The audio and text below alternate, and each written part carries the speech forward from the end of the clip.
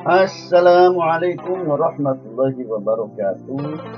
Selamat berjumpa kembali bersama pelajaran SKI. Mudah-mudahan pada kesempatan kali ini kita semua mendapatkan ilmu yang bermanfaat dan dapat digunakan untuk kehidupan sehari-hari kita. Amin ya rabbal alamin. Mari kita awali dengan sama-sama baca Bismillahirrahmanirrahim. Oke, kita lanjutkan pelajaran Islam di Jawa yang pertama. Kemarin adalah yang diperjelas dari kerajaan Islam.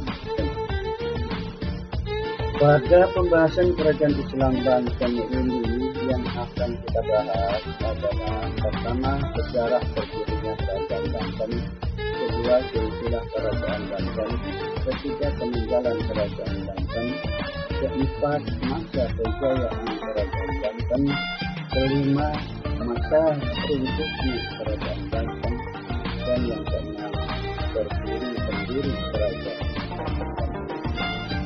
Oke, kita lanjutkan sejarah berdirinya kerajaan Banten. Bahwa sebelum abad ke-13, wilayah Banten adalah tempat yang sepi dari jalur perdagangan. Pasalnya, Selat Sunda di kala itu bukan termasuk jalur perdagangan. Laut Jawa lah yang memiliki peranan penting dalam jalur pelayaran dan perdagangan. Lalu, semenjak penyebaran Islam masuk di wilayah Jawa, Banten mulai agak berhasil. Hingga awal abad ke-16, wilayah Banten masih beragama Hindu dan masih menjadi bagian wilayah Pajajaran yang berpusat di Bogor. Bahkan kerajaan Pajajaran telah melakukan kesepakatan dengan Portugis, sehingga Portugis bisa mendirikan wilayah dagang dan benteng di Sunda Kelapa. Pada tahun 1526, Sultan Trenggono menugaskan anaknya, Fathahila, untuk menaklukkan wilayah Pajajaran sekaligus memperluas kerajaan Demak. Alhasil, pasukan Fathahila berhasil merebut pelabuhan Sunda Kelapa pada tanggal 22 Juni 1527 Masehi. Dari situlah nama Sunda Kelapa diganti dengan Jayakarta yang berarti kota kemenangan. Hanya dalam waktu singkat, seluruh kawasan pantai utara dan Jawa Barat berhasil diduduki oleh Fathahila sehingga agama Islam bisa menyebar di wilayah Jawa Barat. Dari situlah Fathahila diberi gelar nama Sunan Gunung Jati. Pada tahun 1552 Masehi, ditunjuklah putra Sunan Gunung Jati sebagai penguasa Banten. Sedangkan putra yang lainnya yakni Pasarean ditunjuk sebagai Raja Cirebon. Jadi pada awalnya kerajaan Banten merupakan wilayah kekuasaan Demak. Namun setelah tahun 1552, Maulana Hasanuddin melepaskan diri dari bayang-bayang kerajaan Demak dan menjadi kerajaan yang mandiri. Secara geografis, kerajaan Banten terletak di Provinsi Banten. Wilayah kerajaan ini meliputi bagian barat Pulau Jawa, seluruh bagian Lampung, dan sebagai wilayah di bagian selatan Jawa Barat. Hal ini yang menjadikan kerajaan Banten sebagai penguasa jalur pelayaran dan perdagangan yang melewati Selat Sunda. Nama-nama Sultan Banten.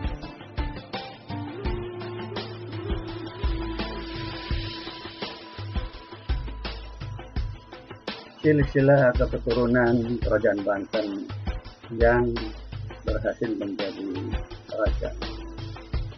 Yang pertama adalah Sultan Hasanuddin. Yang kedua adalah Maulana Yusuf. Yang ketiga kerajaan Banten adalah Maulana Muhammad. Selanjutnya raja yang keempat Kerajaan Banten adalah Pangeran Ratu atau Abdul Mufakir. Yang kelima Sultan Ageng Tirtayasa, dan yang keenam Sultan Abdul Nasar atau Sultan Haji. Sultan Hasanuddin.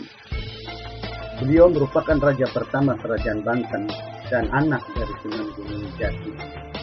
Saat Kerajaan Demak terjadi perebutan kekuasaan, wilayah Cirebon dan Banten berusaha melepaskan diri, hingga akhirnya Kerajaan Banten menjadi kerajaan yang berdaulat. Sultan Hasanuddin sendiri berkuasa selama 18 tahun, dari tahun 1552 sampai 1575. Di bawah kepemimpinan Sultan Hasanuddin, Kerajaan Banten berhasil menaklukkan wilayah Lampung yang memiliki banyak hasil rempah-rempah. Terlebih lagi, Selat Sunda yang menjadi jalur pelayaran dan perdagangan terkenal. Selama kepemimpinannya juga, Bandar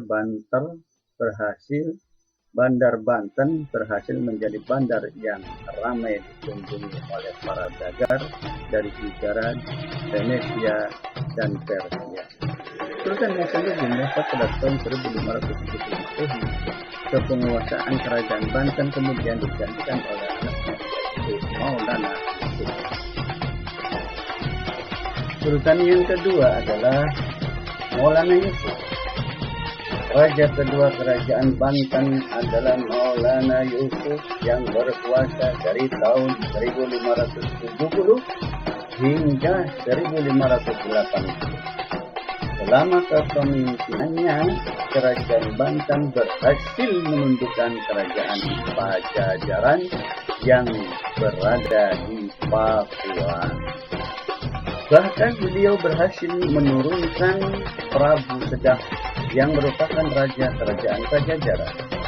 Hal ini yang menyebabkan banyak rakyat Pajajaran yang mengungsi ke gunung. Keturunan rakyat Pajajaran kala itu masih bisa kita lihat sebagai suku Badui.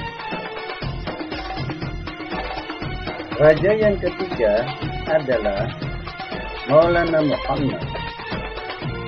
Setelah wafatnya Sultan Maulana Yusuf, takhta Kerajaan Banten diduduki oleh anaknya, yakni Sultan Maulana Muhammad.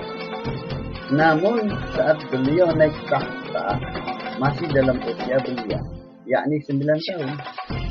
Sehingga takhta kerajaan dipegang oleh Mangkubumi Jayanegara hingga beliau berusia cukup dewasa, yakni 16 tahun. Saat pemerintahan Sultan Maulana Muhammad, Kerajaan Banten menggempur Kesultanan Palembang yang didirikan oleh Ki Gendeng Sure. Ki Gendeng Sure sendiri masih keturunan Kesultanan Demak, sehingga Kerajaan Banten yang juga merupakan keturunan Demak. Raja yang keempat Kerajaan Banten adalah Pangeran Ratu. Pangeran Ratu atau dikenal dengan Abdul Mufakir merupakan raja keempat dan pengganti Sultan Maulana Muhammad. Pada saat takhta beliau masih berusia 5 bulan, sehingga kepemerintahan dibantu oleh Mangkubumi Rana Mangkela. Pada pemerintahan Pangeran Ratu inilah bangsa Belanda yang dipimpin oleh Cornelius de Houtman pertama kali mendarat di Banten pada tanggal 22 Juni 1590. Perselisihan ini dibalas oleh VOC dengan melakukan ekspedisi ke Anyer, Taman, dan Lampung. Malahan kota Banten sendiri berkali-kali diblokade. Keadaan ini menyulut api perang antara Banten dan VOC pada bulan November 1633. Tetapi berakhir dengan perjanjian damai setelah 6 tahun kemudian. Beliau wafat di usia sekitar 55 tahun di tahun 1651. Beliau juga berkuasa dari tahun 1596 sampai 1651. Beliau menjadi Sultan Banten keempat. Di masa kekuasaan beliau juga dibangun keraton Surosowan.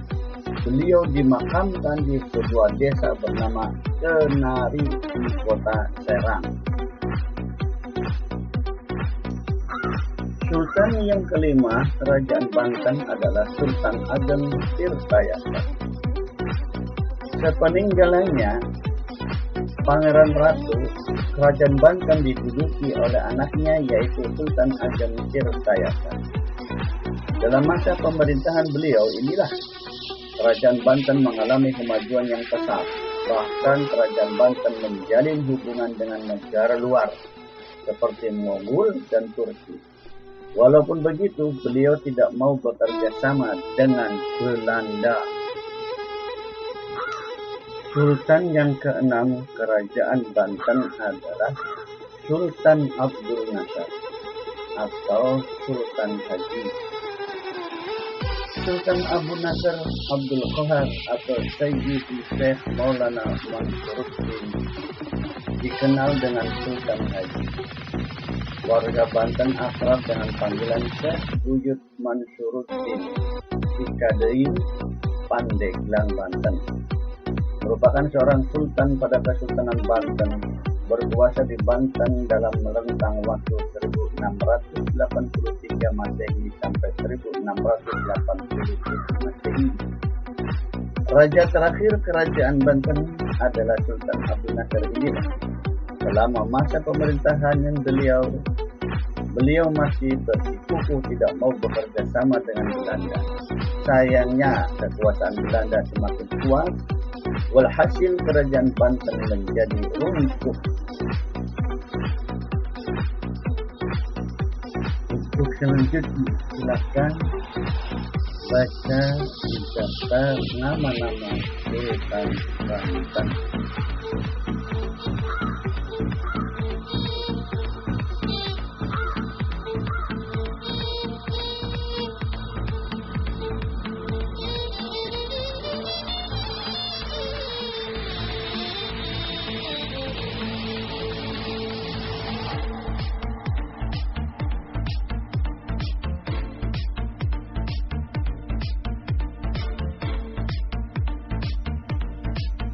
Kemudian apa saja peninggalan Kerajaan Banten? Mari kita lihat.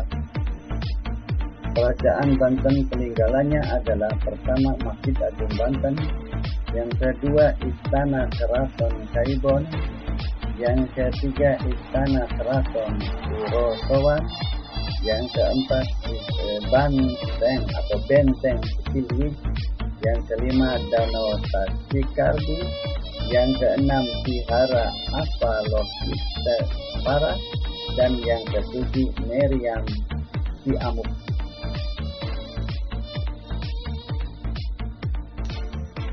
Masjid Agung Demak terletak di Desa Banten Lama, Kecamatan Kaseman. Keunikan yang dimilikinya adalah bentuk menara yang mirip seperti masjid. Bagian atap masjid mirip pagoda. Pada bagian kanan dan kiri terdapat serambi dan makam Kesultanan Banten dan keluarganya. Yang kedua, Istana Keraton Kaibon. Istana ini merupakan tempat tinggal Bunda Ratu Aisyah. Beliau merupakan ibunda dari Sultan Saifuddin. Yang ketiga adalah Istana Keraton Surosowan, yang mana istana ini menjadi sentral pemerintahan Kerajaan Banten sekaligus tempat tinggal para sultan. Peninggalan yang keempat adalah Benteng Silwi Banten. Benteng ini merupakan bukti penjagaan Kerajaan Banten atas serangan laut sekaligus digunakan untuk memantau aktivitas pelayaran. Peninggalan yang kelima adalah Danau Tasikardu Banten. Danau ini merupakan danau buatan pada masa pemerintahan Sultan Maulana Yusuf dengan lapisan batu bara dan keramik. Peninggalan yang keenam adalah Vihara Avalokiteshvara. Vihara ini merupakan bukti akan keterbukaan kerajaan Banten dengan seluruh agama. Pada dinding vihara terdapat relief legenda siluman ular putih. Dan yang ketujuh adalah Meriam Ki Amut. Meriam ini terletak di dalam benteng Keli. Dinamakan demikian karena konon katanya Meriam ini memiliki daya tembakan jauh dan ledakan yang besar. Selanjutnya adalah kejayaan Kesultanan Banten.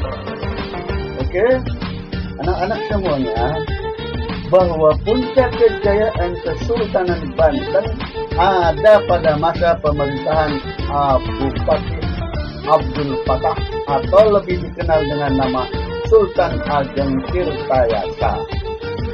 Saat itu pelabuhan Banten telah menjadi pelabuhan terinternasional sehingga perekonomian kesultanan waktu itu maju pesat. Selanjutnya, wahai anak-anak,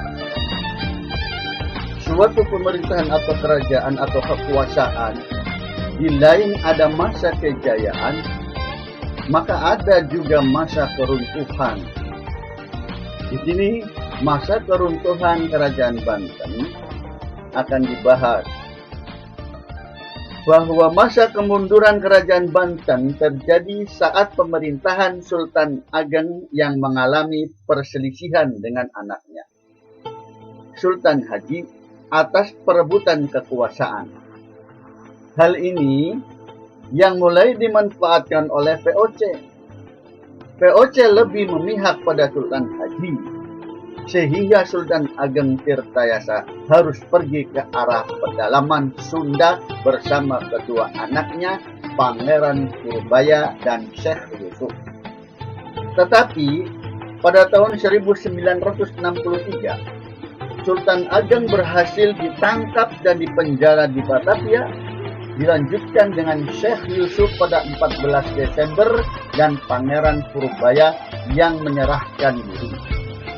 Atas kemenangannya, Sultan Haji menghadiahkan wilayah Lampung ke VOC.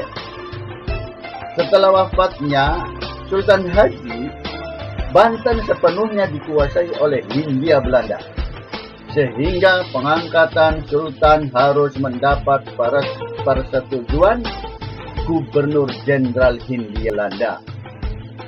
Akhirnya Sultan Abdul Fadil Muhammad Yahya dipimpin atau dipilih sebagai pengganti Sultan Haji oleh pihak VOC atau Belanda. Kemudian digantikan oleh Sultan Abdul Mahasin Muhammad Zainal Abidin. Penyerangan Banten terjadi saat pemerintahan Sultan Muhammad bin Muhammad Muhyiddin Zainus Salihin. Penyerangan tersebut terjadi karena Sultan menolak memindahkan ibu kota Banten ke Anyer. Sehingga tahun 1813 kerajaan Banten runtuh dan dipegang oleh Inggris.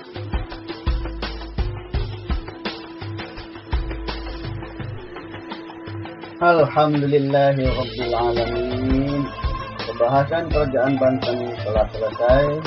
Mudah-mudahan apa yang kami sampaikan mendapat berkah dari Allah Subhanahu wa taala dan anak-anak menjadi anak yang berpengetahuan, tentunya khususnya dan secara kebudayaan Islam.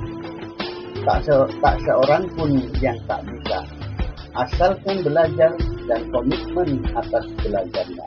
Wassalamualaikum warahmatullahi wabarakatuh. Semangat!